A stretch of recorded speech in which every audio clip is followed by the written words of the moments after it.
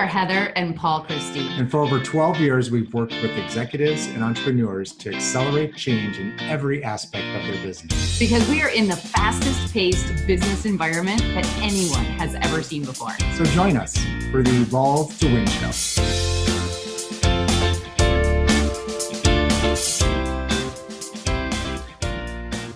Hello, and welcome to another Evolve to Win show with Heather and Paul. I like your haircut. Thanks. I could tell on your You got a hair. haircut too. No, I didn't. You didn't? No. No? But thanks. The topic today on this Evolve to Win show is about the daily huddle. And it is such an amazing productivity tool that way too few companies are using or are using effectively. So we're just going to kind of go through and talk about what this daily huddle is all about. But before we talk about what it is, I want to talk about why you would do it. And Paul, you're such a huge fan of the daily huddle. I'm going to let you take the why. Why does someone want to do a daily huddle? What's the purpose? The benefit of doing a daily huddle with your team is to make sure that everybody's on point, that you're all going in the same direction, that if there's any challenges that you're having, that you're talking about them up front in the beginning of the day instead of waiting till the end of the day or the end of the week or the end of the month. So it really keeps people on the same page. And I find it extremely beneficial just in our business alone because I like to know what I'm working on and that I'm aligned with you in our priorities. And so nothing drives me more crazy than when I'm working on something that isn't what I should be working on to help us move our business forward. Yeah. Okay, so it really, really helps with productivity. Yeah, for sure. And I think it reduces conflict in a really big way because when you think about how much conflict happens because of failure to communicate, communication is the culprit for most all conflict, if not all conflict. And so the fact that in this daily huddle, you are getting together with a specific team of people. It's not the whole team. In some cases, some companies will do that. They'll do an all staff. Depends on the size of the company, obviously. But there's some designated number of team members that get together and they huddle. Now, I first learned about the daily huddle through Vern Harnish and through the book, The Rockefeller Habits. Mm-hmm. And so this was one of the habits that Rockefeller had that really made him as successful as he became. And you know how it started? Because he worked with his brothers, and they would walk to the office every day. And they said that the best meetings that they had were the meeting in the morning when they were walking to work, and then the three of them, and then when they were walking back home, that second meeting kind of solidified everything that they had gone through the day before or that day. And so that's how the daily meetings or daily huddle started. Got it. I did not remember that. Yeah. So thanks for sharing that. All right. Well, let's talk about the what now. Let's talk about what this daily huddle actually looks like. And we're going to give, just from our experience, from what we've read, from what we've learned, what we've seen other companies do, we're going to give some tips about what you can do with this daily huddle. But before we jump in, I just want to say that if you've already got a daily huddle going and it's working extremely well, you may think about trying something different if we give you something different. But if it's working, you may just stick with it. And what we're giving you are suggestions. These are some tips about the huddle that we have found to be very successful. But there's no one perfect way to do a huddle, so you've got to really kind of figure out what works best for you and your organization and your team. Yeah, and let me just add something too as far as the daily huddle. So if you're working in an organization and you currently have meetings all the time, that this daily huddle is really to eliminate a lot of those kind of extra meetings that are out there. So if you get everybody on the same page early, and we're going to talk about how long a daily huddle generally is. Mm-hmm. It's not a very long meeting. It's structured, and that hopefully what it does, it can eliminate a lot of the meetings that you're currently having. So if you are death by meeting right now in your organization, you may want to consider bringing this forward or implementing the daily huddle. I saw a coffee cup on Amazon when I was doing some Christmas shopping that I actually really like, and it said something along the lines of, just attended another meeting that should have been an email. So if you really struggle with too many meetings, then you might really love the huddle. So first things first, let's talk about how long this huddle is. This huddle is designed to be a stand-up meeting. So it's not a sit down. If you sit down, you're going to get too comfortable. You might not even want to have your coffee with you because you don't want to be too comfortable, right? So it's a stand-up. It is a meeting that typically is scheduled every single day at the exact same time. Now, again, these are rules of thumb, but you may need to do it differently based on, who you are or what your industry is.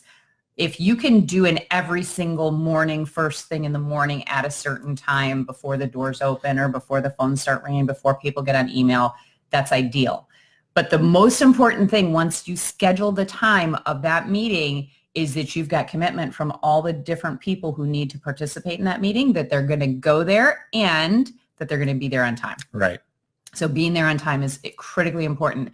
Ending on time is critically important. We're going to give you a tip for how to make sure that happens. So is it important to have somebody facilitating that? So in charge of running the daily huddles? Yes, it is. Okay. Yeah. There should be somebody. It's not necessarily the boss, and probably actually not the boss, but you want to find somebody who will keep the meeting running on time, somebody who will be diligent about starting on time, facilitating, and also letting people know if they're going off topic, if something needs to be tabled or taken, to a different meeting. There's going to be one person who you designate that's really going to help you start on time, end on time, and facilitate the flow. Great. Okay.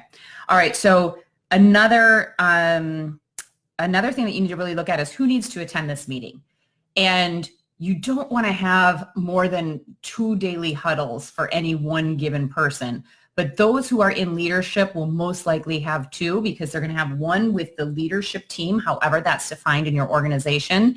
And then they're going to go back and they're going to have one with their team, their department. Mm-hmm. And so you shouldn't have more than 2. It's better to have less meetings with more people than it is to have more meetings. We do not want people out there to think that they need to have a whole bunch of extra meetings. So try to keep it to no more than 2 per person. So if you're struggling trying to figure out who the right people are to be in that meeting, just use that 2 as your target if you're in a leadership role, right? Anything else on who should attend? Nope. Okay.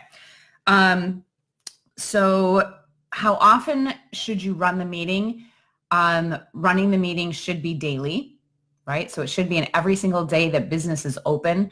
And, for us, there are times where we've got commitments where we're either traveling or speaking or training where our typical huddle time is going to be completely rolled over.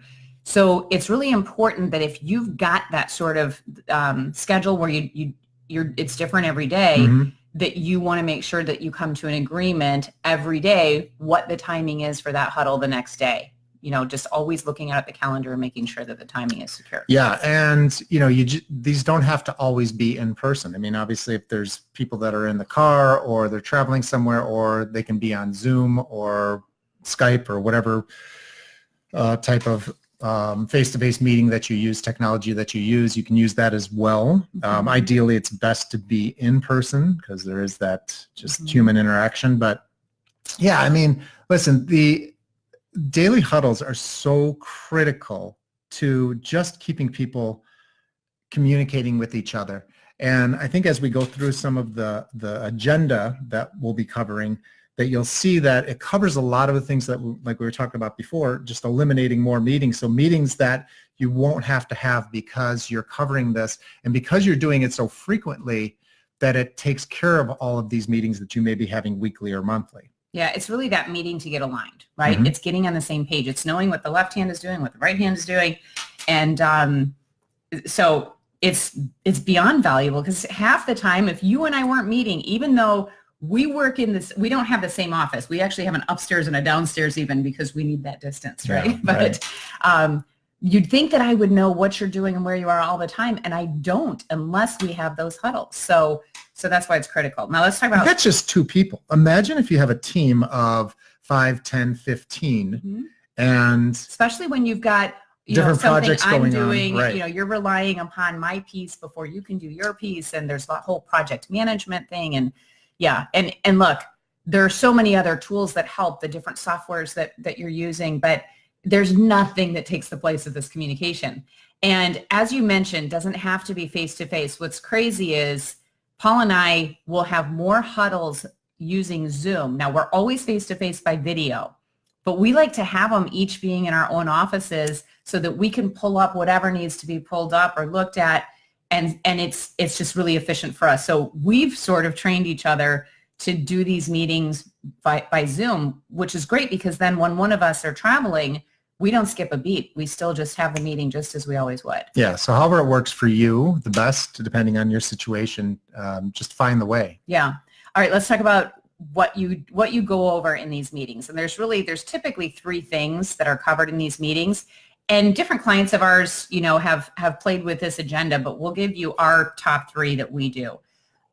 First and foremost, we have an opportunity to check in where you just say, here's what's going on today. Here's what is my top things that I have to get done today, right? So it's really finding out if you've got a meeting that's happening, who's coming to the office, where are you going, what are the top priorities, right? Mm-hmm. So that's one of the things that's critical.